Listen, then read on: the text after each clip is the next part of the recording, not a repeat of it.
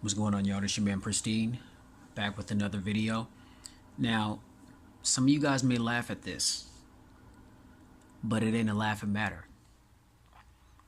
Now, those of you that really know me, y'all know that I'm a jokester through and through. I'm always joking and clowning and talking mess. It's what I do. It's what I've always done. It's what I'm going to continue to do. I'm going to be an old man, dentures and all, still talking trash, clowning. You got to enjoy life, man. When it's time to get down to business, hey, I get serious and get down to business. But aside from that, when it's playtime, yeah, man, it's playtime. Now, somebody dared me to do this, and I told them that I was going to do it. They didn't believe me. But you know what? This is a device, a working, functional device. A lot of people still have this device. So therefore, it's worth making a video about. All right? Ladies and gentlemen, before you is the iPhone 5S.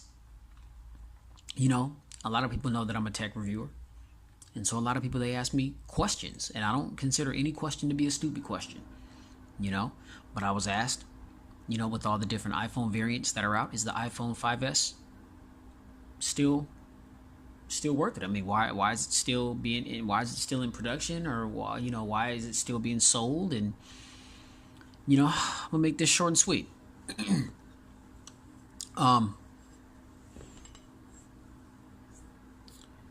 Just real quick off the top, we already know that Apple has always been known for making good quality devices. I mean, so for a lot of the people out there that aren't really feeling the glass front and back of the iPhone 8, 8 Plus, and the 10, then yeah, this phone may still be relevant.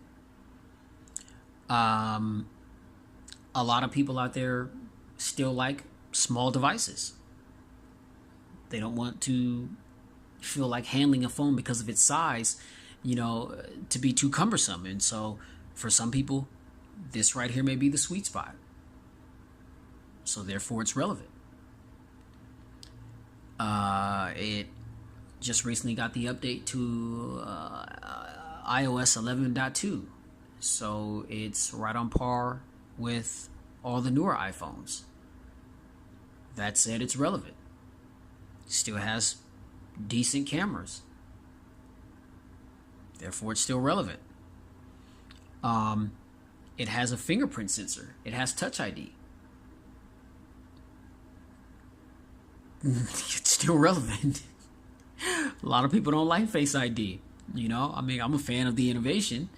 It wasn't the most consistent with me, but I mean, it worked well enough, I guess. But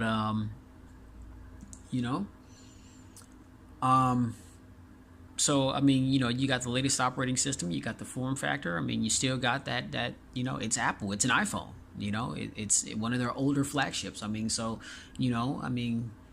is there a major difference between this and some of the newer iPhones, with the exception of the build quality and the better displays? And does this have Touch ID? Okay, no, it doesn't have Touch ID, but I don't really use Touch ID anyway. I mean, so that may not be a big deal to some people. I mean, people are still buying this. People are still buying the iPhone SE. Now, I can understand why people would want to put the SE over this, because the SE is the same body as this, but it has the iPhone 6's specs in it, which is an upgrade over this. But for people that want an iPhone and they want that true iPhone experience, this is relevant. Is it going to be cheaper than just about any other iPhone that you're going to buy right now? Probably. So therefore, that makes it relevant. Is it cheaper than the X? Than the 10? Man. For the price of the iPhone 10, man, you can buy probably 6 or 7 of these, if not more. So, yeah, man.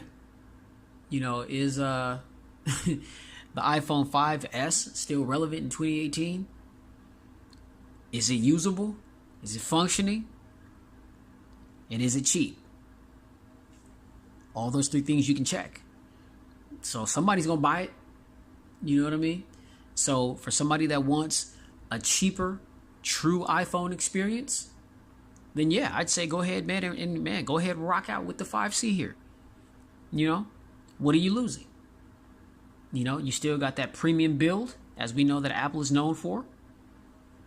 You know, a decent quality. Now that's one of the things where, you know, there's been a major upgrade, you know, from the 5S here up to the newer models.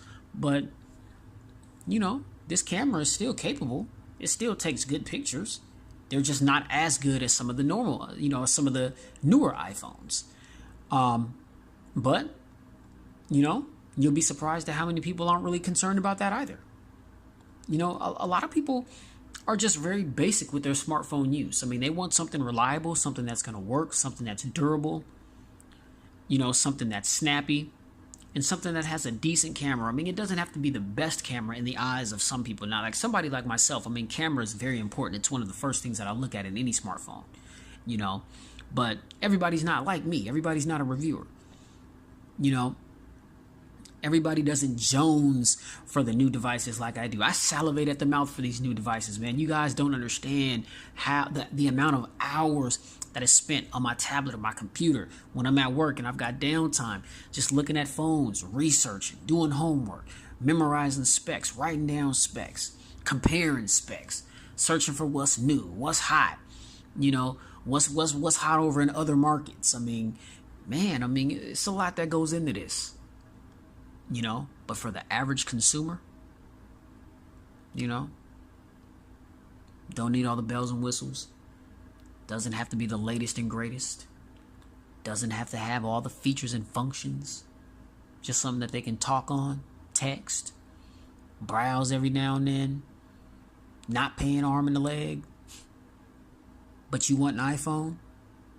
Man. 5S. Yeah. If you like this video, hit that thumbs up. Be sure to like, share, and subscribe. Expose yourself to tons of more videos that I've done like this one. And stay tuned for many more videos that are to come. Keep it safe. Get spiritually fed. Keep it pristine. And all that you do.